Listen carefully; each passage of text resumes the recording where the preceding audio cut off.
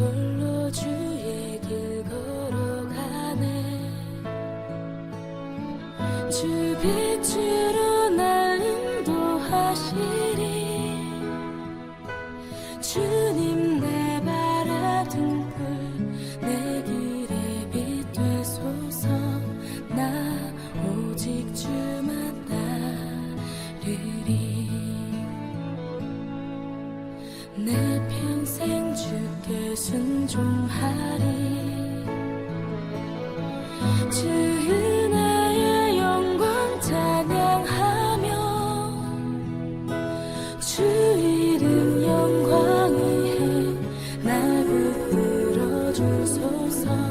나 오직 주만 따르리. 예수 오소서. 거룩하신 주 예수 비추소서. 아름다우신 주 내 마음 모두 드립니다. 생명을 내주실 사랑의 왕. 믿음의 눈 뜨고서 주의 팔에 기대어. 할렐루야. 한 주간 평안하셨습니까? 오늘도 이 영상 예배에 참석하신 여러분을 주님의 이름으로 환영합니다. 오늘도 하나님의 그 말씀으로 또 찬양으로 여러분과 귀한 은혜를 나누는 시간이 되기를 주님의 이름으로 축복합니다. 우리 이 시간 먼저 주님 앞에 신앙 고백 드리도록 하겠습니다. 전능하사 천지를 만드신 하나님 아버지를 내가 믿사오며 그 외아들 우리 주 예수 그리스도를 믿사오니 이는 성령으로 잉태하사 동정녀 마리아에게 나시고 본디오 빌라도에게 고난을 받으사 십자가에 못 박혀 죽으시고 장사한 지 사흘 만에 죽은 자 가운데서 다시 살아나시며 하늘에 오르사 전능하신 하나님 우편에 앉아 계시다가 저리로서 산자와 죽은 자를 심판하러 오시리라. 성령을 믿사오며 거룩한 공예와 성도가 서로 교통하는 것과 죄를 사하여 주시는 것과 몸이 다시 사는 것과 영원히 사는 것을 믿사옵나이다. 아멘.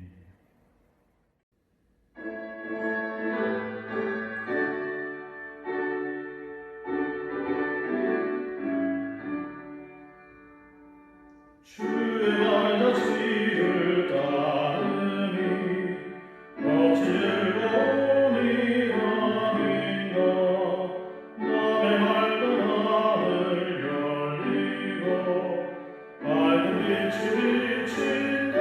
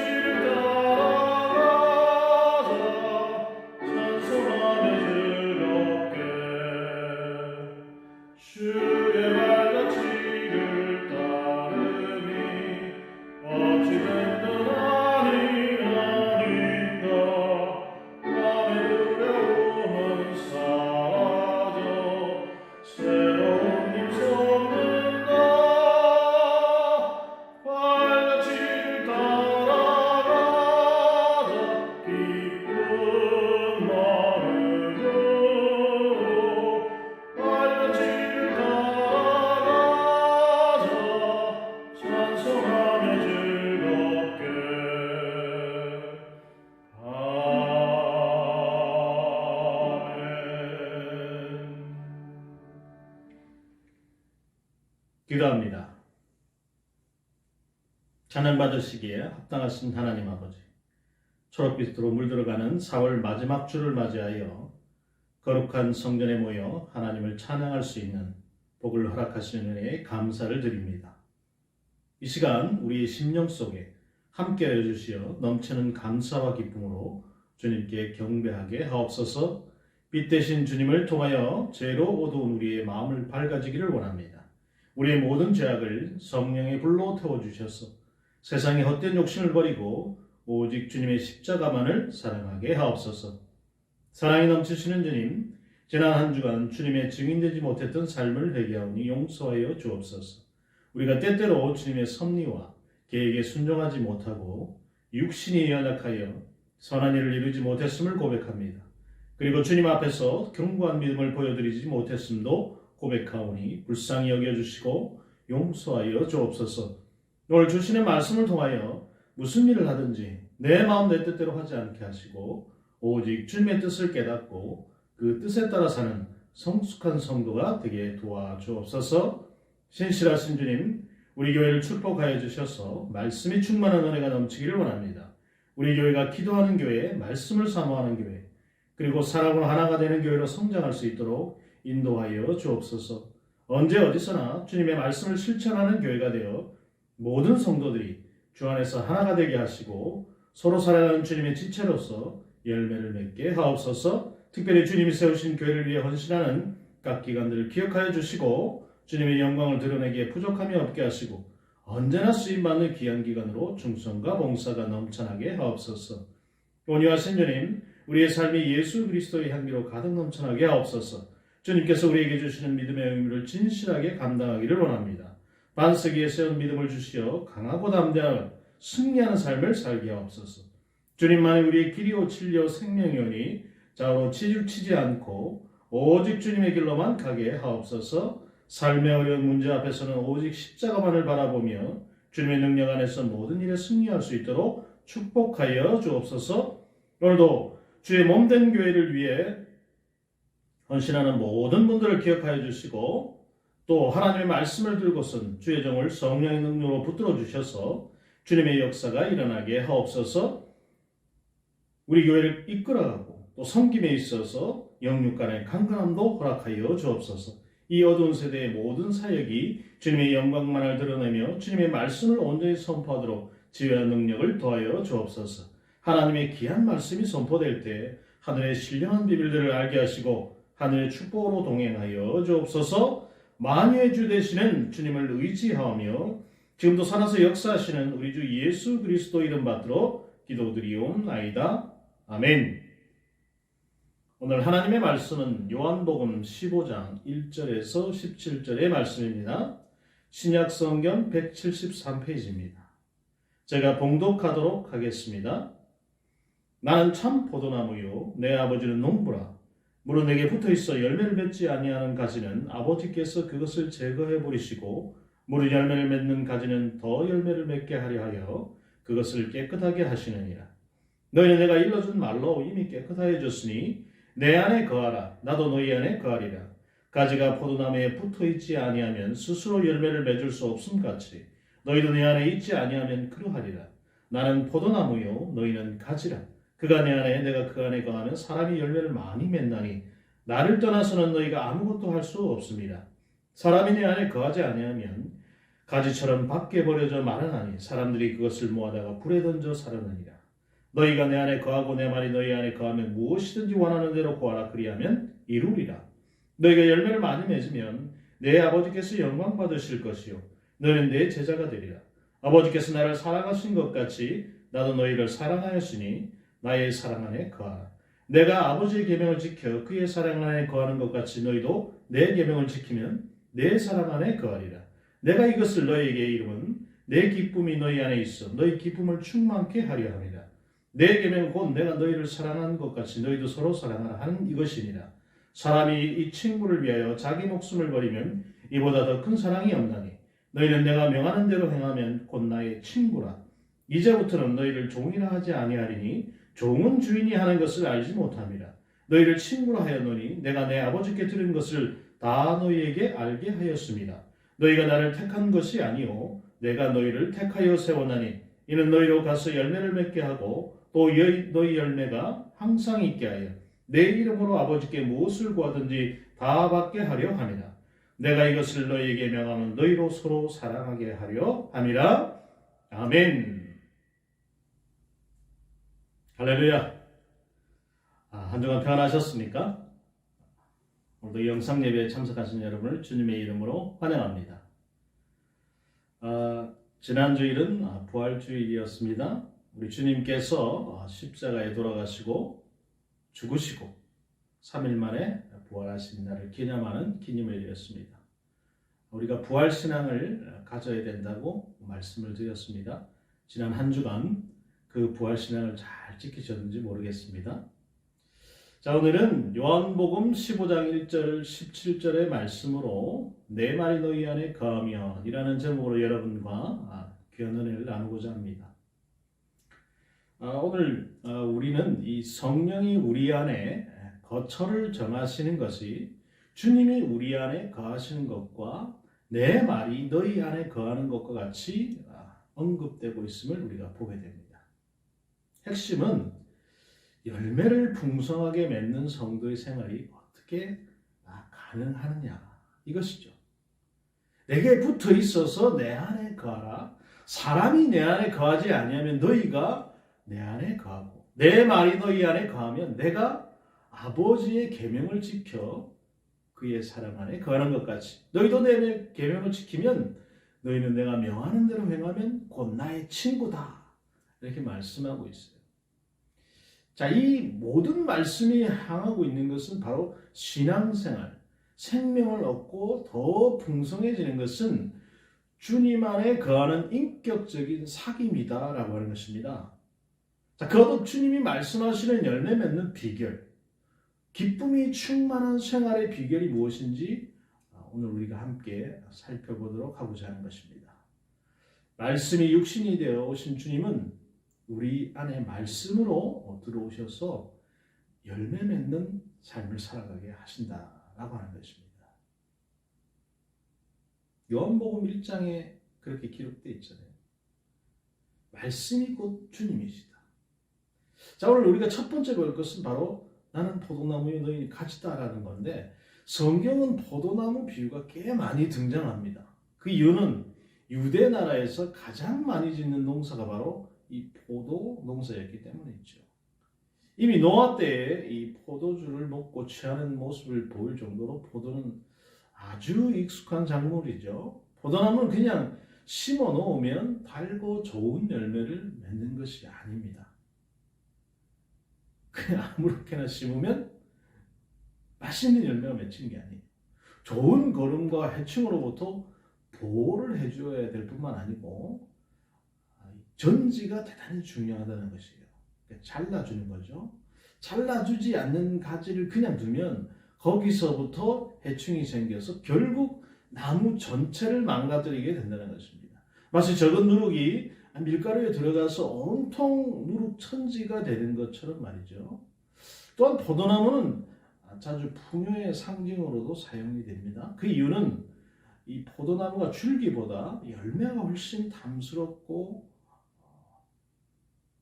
많기 때문에 그렇죠. 좋은 포도나무의 뿌리는 100년 동안이나 열매를 맺는다고 합니다. 또 잘 가꾸어진 포도나무는 과실을 많이 맺는데 한 철에 약 36kg 정도의 포도를 생산해낸다고 하죠. 그래서 포도나무는 자주 과실을 많이 맺는 풍요의 상징으로 사용되는 것이죠. 그런데 주님이 바로 이 성도와 주님과의 관계를 포도나무와 가지로 묘사하고 있다는 것입니다. 우리는 이 포도나무 가지의 비유는 정말 신앙생활을 오래 하신 분들은 너무 많이 들어서 야 지겹다 이렇게 하실 수도 있는데, 그러나 오늘 우리가 이 비유를 통해서 하나님 아버지께서 성도들에게 원하시는 것이 무엇인가를 올바르게 인식할 필요가 있어서 말씀드리는 것입니다. 늘 말씀을 드리지만 그것을 제대로 우리가 실천하지 않기 때문에 그런 것이죠. 농부이신 하나님이 원하시는 열매가 무엇인지를 정확하게 인식하는 일은 우리 신앙생활에 사활이 걸릴 정도로 중요한 문제라고 해도 과언이 아닐 것입니다. 이 부분에서 잘못되면 헛된 곳에다가 모든 에너지를 소모할 수밖에 없기 때문이죠. 우선 우리가 먼저 생각할 일은 우리 하나님이 농부다라고 하는 것입니다. 이 말씀은 하나님이 과실을 많이 맺기를 원하신다는 것이죠. 2절에 더 과실을 맺게 하시려고 5절과 8절에 과실을 많이 맺으면 과실을 많이 맺나니 하는 표현들은 전부 하나님께서 우리를 구원하시고 또 마음에 큰 소원을 가지고 계시는데 그 소원이 우리가 많은 열매를 맺는 것이다라는 거예요. 하나님은 우리가 입만 무성한 가지가 되는 것을 원치 않으십니다. 우리 주님이 입만 무성한 무화과 나무를 저주하실 때에 분명하게 드러나는 것은 나무의 본질이 무엇이냐는 거예요. 나무 열매를 맺는 나무의 본질은 바로 열매를 얼마나 많이 맺느냐 그것에 있다는 것이죠. 그냥 열매 말고요. 좋은 열매, 좋은 과실을 많이 맺는 데 있다는 것입니다. 이 말은 성도가 예수 믿고 천국 간다는 그 믿음만 있는 채 아무런 열매도 맺지 않는 것을 농부이신 하나님은 원치 않으신다는 말이에요. 이런 믿음은 믿음이 아니다라는 것입니다. 구원받은 성도의 삶은 열매가 풍성하게 있어야 하는 거예요. 그렇다면 예수 믿는 성도가 맺어야 할 열매가 무엇입니까? 저는 그리스도를 닮은 성품이다라고 말씀드리고 싶어요. 그리스도께서는 하나님 나라의 복음을 전파하시기 위해 애쓰셨잖아요. 그러므로 과실 가운데는 전도가 포함되는 것입니다. 성도는 내 안에 있는 복음 안에 사는 삶의 그 평안과 기쁨을 전할 수 있어야 합니다. 그러나 과실은 전도가 전부가 아니죠. 거룩하고 성결한 삶을 사는 것도 열매입니다. 가난한 사람을 위해서 물질을 나누는 것도 과실입니다. 특히 믿음의 영웅들에게서 나타나는 두드러지는 그 과실은 그들의 견고한 믿음으로 오래 참는 사람이었다는 것들이에요. 용서와 사랑의 사람들이었습니다. 그래서 과실은 그리스도를 닮은 인격과 성품의 성숙을 전부 지칭하는 말입니다. 사도 바울을 통해서 주님이 말씀하시기를 성령의 열매는 오직 사랑과 희락과 화평, 오래 참음과 자비와 양선과 충성과 온유와 절제다 이렇게 가르쳤어요. 이런 것들이 전부 무엇입니까? 성품과 인격적인 열매들을 말하는 거예요. 주님이 지금 우리를 뭐라고 비유하셨습니까? 주님이 참 포도나무요. 성도는 무엇이라고 했나요? 바로 가지다라고 했습니다. 그러면 포도나무이신 주님께 붙어있는 가지는 어떤 열매를 맺는 것이 여러분 정상입니까? 달고 맛있는 열매, 탐스러운 열매, 좋은 열매, 과즙이 풍성한 열매 다 맞죠? 그거보다 여러분 예수 열매를 맺어야 된다는 것입니다. 그리스도를 닮은 사람들이 되는 것이 여러분 열매의 핵심이라는 거예요. 하나님은 우리가 그런 열매를 맺기를 원하세요. 한두 가지 열매가 아니라 많은 열매를 맺어야 한다는 것입니다. 그 안에는 사랑도 있어야 합니다. 겸손과 온유도 있어야 합니다. 섬김과 용서도 있어야 합니다. 부지런하고 정직해야 되는 것도 있어야 됩니다. 뭡니까? 바로 예수를 닮는 것이 성도의 지상과제다 그 말이에요. 이 과실을 통해서 보이지 않는 하나님의 영광을 받으신다 그렇게 말씀하시는 것입니다. 8절입니다. 너희가 과실을 많이 맺으면 내 아버지께서 영광을 받을 것이요 너희가 내 제자가 되리라 이렇게 하십니다. 제자가 된다는 말은 여러분 예수 열매를 많이 맺는 사람이 된다는 의미죠. 그런데 문제는 우리가 맺는 열매에 따라서 그 하나님의 영광이 드러나기도 하고 세상에서 하나님의 이름이 모욕당하기도 한다는 사실이죠. 우리 시대가 그 어느 시대보다도 이 기독교의 적대적인 시대가 되었지 않습니까?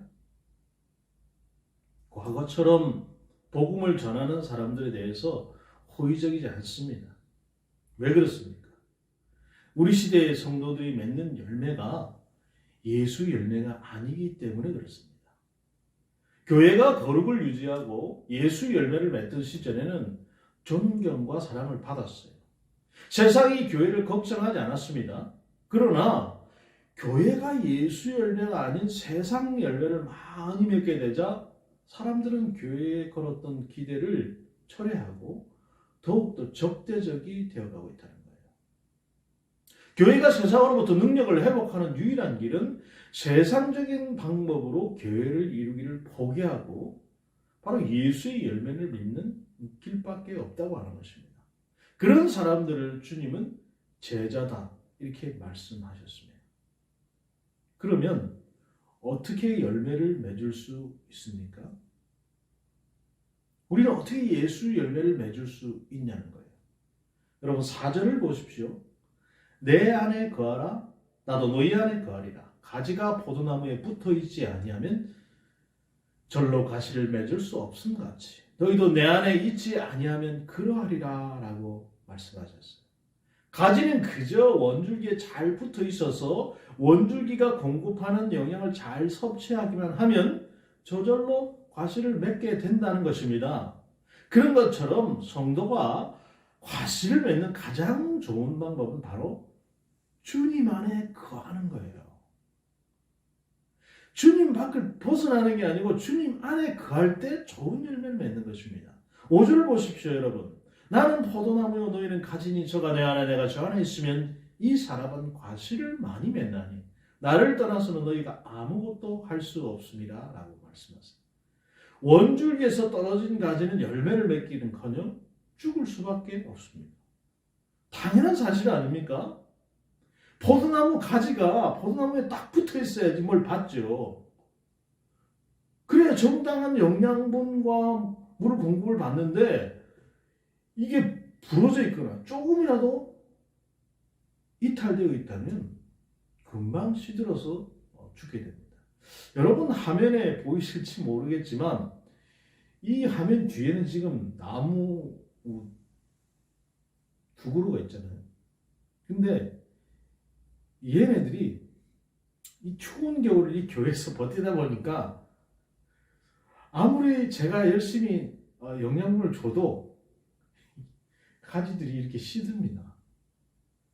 잎들이 떨어지고 그리고 중간중간에 부러지는 애들도 있고 그럼에도 불구하고 그래도 가지에 착 달라붙어 있는 애들은 어떻게든 다시 새 잎이 돋고요. 또 이파리가 파릇파릇하게 변합니다. 그런데 조금이라도 어디가 부러져 있거나 그런 애들은 시들어서 마치 낙엽 떨어져서 그냥 우수수 떨어져요. 그러므로 여러분 성도가 가시를 많이 맺는 비결은 그리스도 안에 사는 거예요. 우리는 이미 요한복음 1장 12절에 영접이라고 하는 탁월한 개념을 아마 배웠을 거예요. 그래서 구원은 영접이고 그 영접은 주님과 동행하는 사실을 우리는 잘 알고 있습니다. 그런데 왜 새삼스럽게 주님은 과실을 많이 맺으려면 내 안에 거하라 이렇게 강조하시는 것입니까? 그것도 마지막 유언을 하시면서 그렇게 말씀하시냐 말이죠. 그것은 성도의 모든 삶에 있어서 가장 중요한 것은 바로 주님 안에 거하는 것이기 때문일 것입니다. 주님 안에 거하는 삶은 곧 말씀 안에 사는 생활을 의미해요. 7절 보십시오. 너희가 내 안에 거하고 내 말이 너희 안에 거하면 무엇인지 원하는 대로 구하라 그리하면 이루리라. 아멘. 여러분 기도에 관해서 이 말씀을 잘못 인용하는 경우가 종종 있어요. 그러나 무엇이든지 원하는 대로 구하라. 무게 중심에 있지 않고 내 말이 너희 안에 거하는 것이 여러분의 핵심입니다. 무슨 말씀인지 알겠습니까? 무엇이든지 원하는 대로 구하라 이거에만 사람들이 집중하고 있다는 거예요. 내 말이 너희 안에 먼저 있어야 되는데 그것도 없으면서 무엇이든지 원하는데 그냥 구하기만 하면 다 구해지는구나. 여러분, 이것은 기복신앙입니다. 주님이 여러분 무엇으로 바뀌어 있습니까? 내 말로 바뀌어 있어요. 그러니까 주님을 모시고 사는 삶은 곧 주님의 말씀을 주야로 묵상하는 삶이다라고 하는 거예요. 성령의 거처가 되는 것도 여러분 역시 말씀이 우리 안에 거하는 삶이다라는 사실을 옳게 이해할 필요가 있습니다. 우리는 지식으로서의 말씀을 담고 다니라는 의미로 이 본문을 오해해서는 안 된다는 거예요. 본문은 그런 의미가 아닙니다. 말씀에 젖어 산다는 의미요, 농부이신 하나님 아버지의 마음을 말씀을 통해서 그 마음을 느끼고 경험하고 사는 삶을 의미하는 거예요. 그러려면 여러분 어떻게 됩니까? 말씀을 봐야죠. 말씀을 안 보는데 어떻게 그 말씀 안에 우리가 거할 수 있습니까? 말씀을 보면 그 말씀이 내 안에 들어오게 되고 그 말씀을 통해서 내 삶이 변화가 일어나고 그 변화를 입은 우리 외부적인 모습을 가지고 우리가 세상에 가서 열매를 맺게 된다는 거예요. 이렇게 할 때 우리가 열매를 맺기 위해서 막 노력하지 않아도 거룩하고 성결한 삶을 살 수 있다는 것입니다. 이웃을 사랑하고 섬기게 된다는 거예요. 자연스럽게. 용서하려고 우리가 애쓰게 된다는 거예요. 모든 신앙생활의 핵심은 여러분 주님의 말씀이 우리 안에 풍성하게 거하는 것에 있습니다. 성경 말씀 한마디도 모르는데 우리가 어떻게 밖에 나가서 그 말씀을 그대로 우리가 표현할 수 있겠습니까? 농부는 과실을 많이 맺게 하려고 큰 노력을 합니다. 우리는 다만 그리스도에게 붙어 있기만 하면 과실을 맺을 수 있어요. 그런데 그 붙어 있음조차도 큰 노력과 기도와 자기 부인이 필요한 것들을 옳게 인식할 필요가 있다는 거예요. 구원은 과실을 많이 맺는 삶으로 여러분 부르심입니다. 성령의 열매가 주렁주렁 맺히기를 우리 하나님은 기대하고 계세요. 자, 저와 여러분들이 맺는 과실이 어떤 것입니까? 성령의 열매, 예수 그리스도를 닮은 열매입니까? 그런 열매를 맺으시기를 주님의 이름으로 축복합니다. 우리가 이 땅에서 맺어야 할 열매는 주님을 닮은 그 성품과 삶의 열매예요. 그 삶을 위해서 오늘도 말씀을 주야로 우리가 묵상하고 그 말씀 가운데 삶의 뿌리를 견고하게 내리시는 저와 여러분들의 삶이 되기를 주의 이름으로 축복합니다. 자, 두 번째로 우리가 볼 것은 바로 이 기쁨을 충만하게 하기 위함이다 그랬어요. 오늘 우리가 보고 있는 이 본문들은 우리 주님의 유언이라고 제가 말씀을 드렸어요. 그 유언들 가운데 가장 두드러지는 두 가지가 있습니다. 그 첫 번째는 서로 사랑하라라고 하는 것이죠. 계명으로도 주어진 것이잖아요. 너희들은 서로 사랑하라. 두 번째는 바로 이 성령에 관한 말씀이에요. 부활하시고 성취하신 후에 우리 속에 거처를 정하시고 우리와 동거하실 그 보혜사 성령에 대해서 올바르게 아는 것이야말로 건강한 자녀로 사는 것에 중요한 원동력이 된다는 것입니다. 여러분 오늘 본문 11절을 보십시오. 함께 읽어보도록 하겠습니다. 내가 이것을 너희에게 이르면 내 기쁨이 너희 안에 있어 너희의 기쁨을 충만하게 하려 함이라. 아멘. 그러니까 여러분 주님이 지금 말씀하시는 것들은 무엇 때문에 하신 말씀입니까? 우리가 이 땅에서 하나님 나라의 백성으로 살아가는 동안에 우리 삶을 기쁨으로 우리 삶을 충만하게 하는 비결을 가르쳐주고 싶으신 거예요. 이 기쁨은 주님이 이 땅에서 누리셨던 기쁨이요. 성도가 누리게 될 그 궁극적인 기쁨의 한 조각인 것입니다. 이 땅에 임한 천국에서 우리는 장차 임할 그 천국의 맛을 보게 되는데 그것이 바로 주님이 소유하셨던 그 기쁨으로 우리 삶이 충만해지는 거예요. 사랑하는 여러분, 하나님 아버지의 마음을 아시기 바랍니다. 주님은 우리가 이 땅에서 기쁨으로 충만한 삶을 살기를 원하세요. 주님이 누리셨던 그 기쁨은 날마다 충만하게 살아가기를 원하신다는 것입니다. 이것을 여러분 믿으시기 바랍니다. 아버지의 마음을 바로 알고 받으시기 바라는 거예요. 그러면 어떻게 살아야 우리 삶에 주님이 누리셨던 그 기쁨으로 충만해질 수 있는 것인가? 자, 그 첫 번째는 바로 주님의 사랑 안에 거하는 것이다. 거한다는 말은 여러분 잠깐 있다가 나간다 그런 개념이 아니고 지속적으로 그 안에 머무르는 것을 말하는 것입니다. 사랑 안에 지속적으로 계속해서 살아가는 것이 거한다는 말의 그림이죠. 그런데 이 사랑이 어떤 사랑입니까? 13절을 보십시오. 사람이 친구를 위해서 자기 목숨을 버리면 이에서 더 큰 사랑이 없다고 말씀하시는데, 그러니까 주님이 말씀하시는 사랑은 무슨 사랑입니까? 희생적인 사랑이에요. 주님이 우리를 위해서 십자가를 지시고 생명을 들여서 우리를 구속하신 그 사랑에 날마다 우리가 머물러야 된다는 그런 것입니다. 날마다 그 사랑을 가슴에 묵상하고 경험하고 누리고 살라는 거예요. 그리고 9절을 보십시오. 아버지께서 나를 사랑한 것 같이 나도 너희를 사랑했다라고 말씀해요. 그 사랑이 어떤 사랑이라고요? 친구를 위해서 목숨을 버리는 사랑.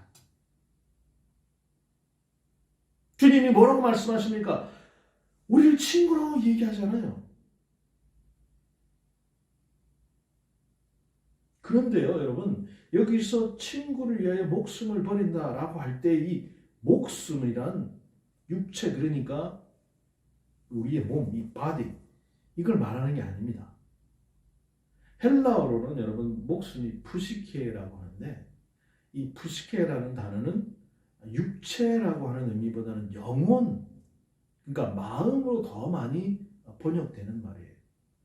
그러니까 목숨을 버린다고 할 때 이 말은 충동적으로 우리가 뭐 육체를 내어 주어서 그 사람을 보호한다 그런 의미가 아니에요.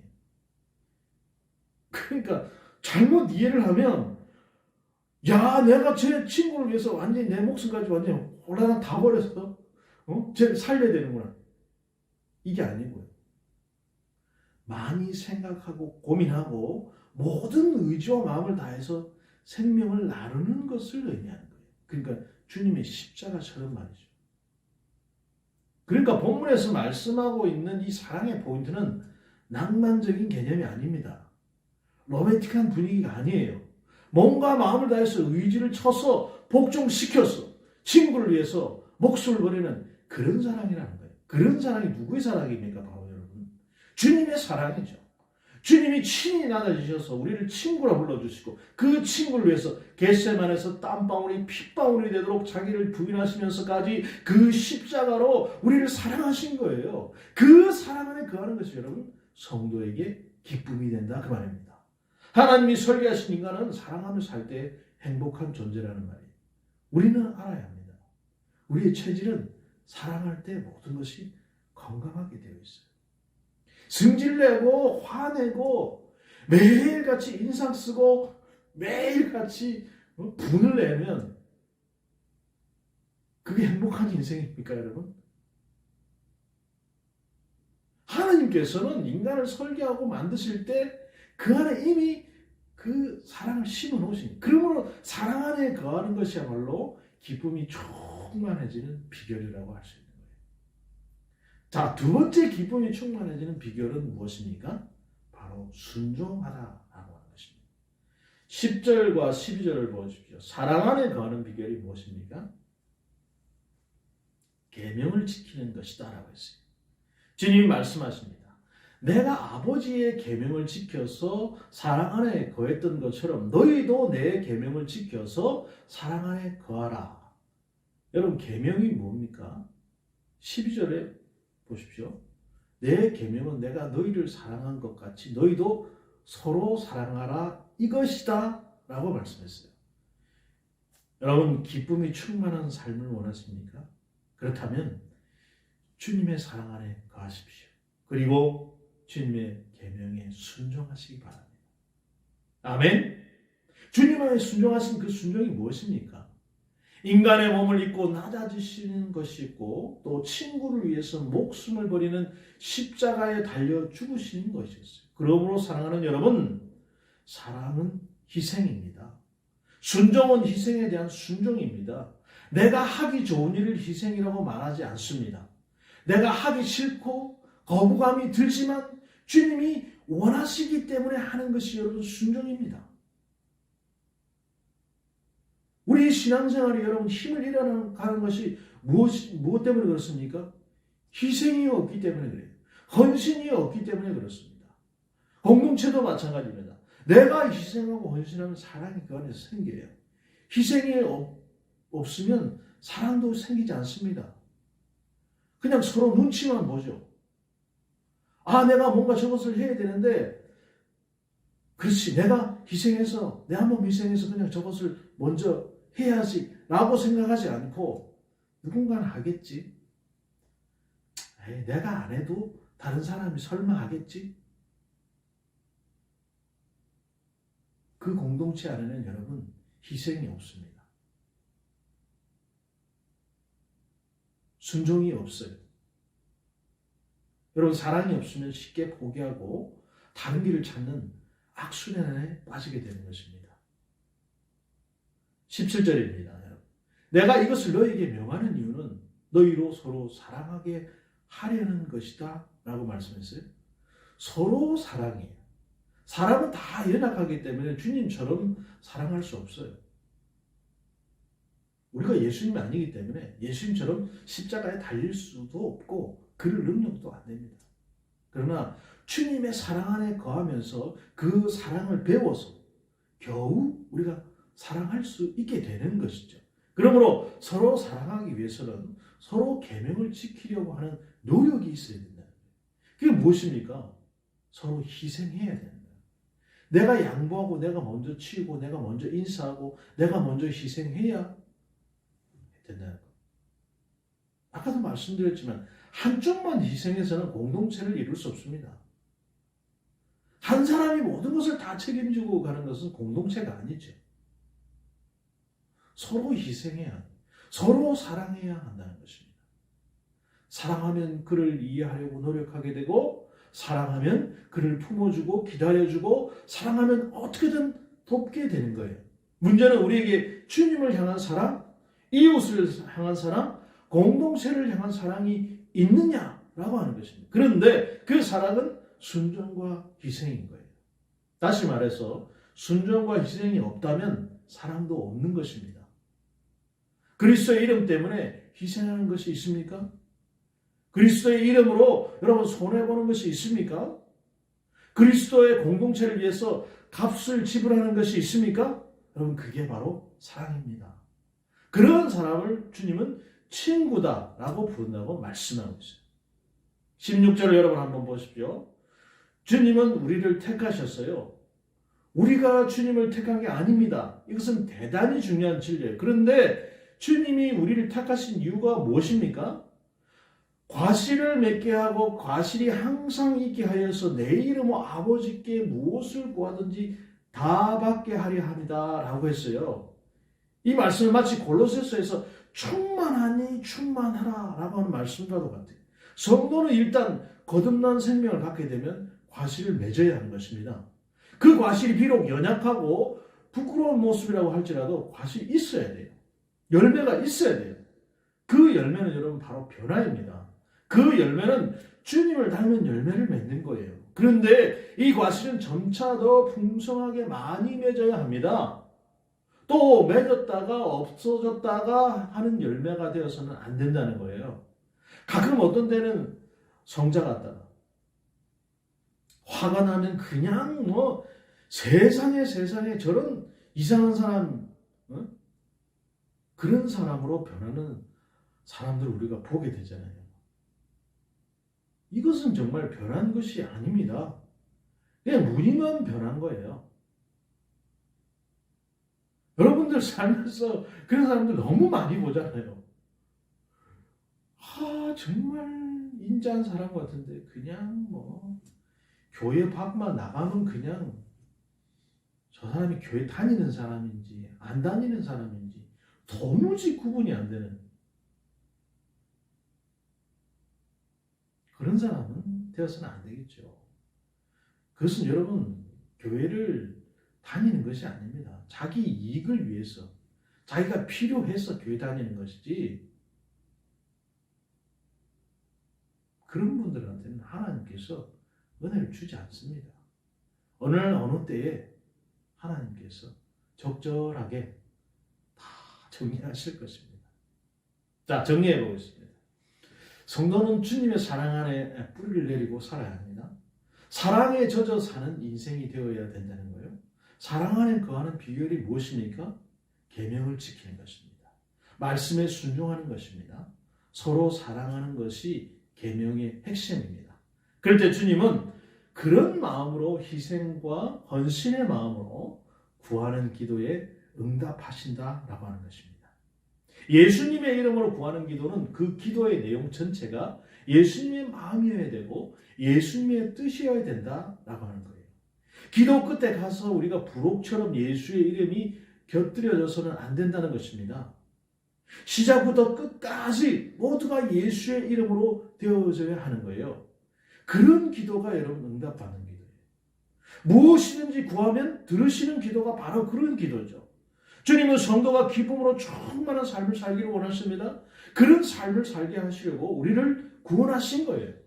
그 기쁨의 인생이 되는 것은 사랑 안에 거하고 주님의 희생의 사랑처럼 우리도 서로 사랑하는 것입니다. 나보다 나를 더 잘하시는 주님이 사람들의 체질을 잘 아시고 사랑과 희생과 순종을 통해서 가장 기뻐하는 존재가 사람이다라는 것을 말씀해 주시는 거예요. 이런 모든 삶에는 주님께 붙어있는 성도의 신앙생활이 있습니다. 주님 안에 거하는 생활이에요. 그가 내 안에 내가 그 안에 거하는 생활. 즉 주님의 말씀이 우리 속에 충만하게 거하는 생활이 열매를 많이 맺는 길이라는 거예요. 그러면 아버지께서 영광을 받으시고 우리는 주님의 제자가 될 것이다 라고 말씀하실 뿐만이 아니고 그 안에서 기쁨이 충만하게 되고 서로 사랑하는 삶을 살게 된다라고 하는 말씀입니다. 사랑의 사도 요한은 시종일관 서로 사랑하는 말씀으로 열매를 얘기하고 있으면 우리가 놓쳐서는 안 되겠어요. 자, 부활주일이 지나고 또 한 주간이 시작되는 오늘 주일입니다. 주님 안에 거하는 생활, 또 포도나무에 붙어있는 가지로 살아가는 생활, 성령 충만한 생활은 모두 주님의 말씀이 우리 안에 풍성하게 거해서 그것이 삶의 열매로 맺히는 것에 있어요. 그렇게 주님의 말씀이 우리 안에 풍성히 거할 때 우리의 기도도 달라지게 마련입니다. 또 한 주간 주님의 말씀이 우리 안에 풍성하게 거하여서 사랑의 열매로 주렁주렁 맺혀지는 그런 은혜가 있기를 주님의 이름으로 축복합니다. 감사합니다. 그렇습니다, 여러분. 말씀 대단히 중요한 것입니다. 모든 은혜는 이 말씀으로서 여러분 옵니다. 제가 누차 반복드리지만 이번 한 주간 말씀을 좀 보십시오. 아니 이번 한 주간뿐만 아니라 우리 삶의 평생 주님 곁에 가는 그날까지 우리는 이 말씀을 내 것으로 다 만들어야 됩니다.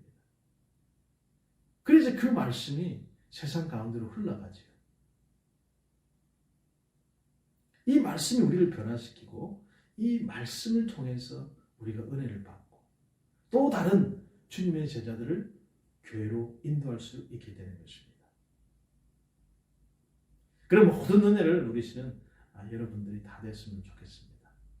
한 주간 주 안에서 승리하시고 우리는 다음 주에 또 이 영상 예배로 찾아뵙도록 하겠습니다. 한 주간 주 안에서 승리하십시오.